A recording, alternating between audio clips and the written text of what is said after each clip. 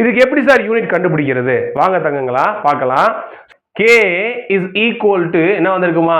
Rate by concentration வந்திருக்கு. ரைட்டா? இப்போ ரேட் உடைய யூனிட் என்னன்னு பாருங்க. அங்கே ப்ராப்ளத்தில் இருக்கும் பாருங்க. என்ன இருக்கு?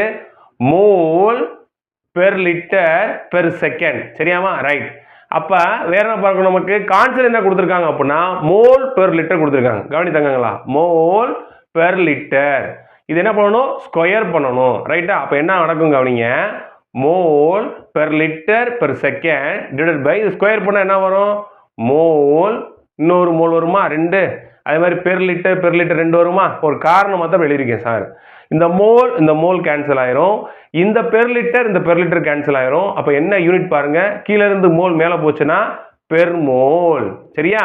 ரைட். அப்புறம் என்ன இருக்கு நமக்கு? இந்த பெர் லிட்டர் மேல போச்சுன்னா லிட்டர், மேல பெர் செகண்ட் இருக்கு. அப்ப இதோட யூனிட் வந்து என்ன அப்படின்னா mole per mole litre per second. ஏன்னா யூனிட்டுக்கு ½ மார்க் கொடுப்பாங்க. சரி.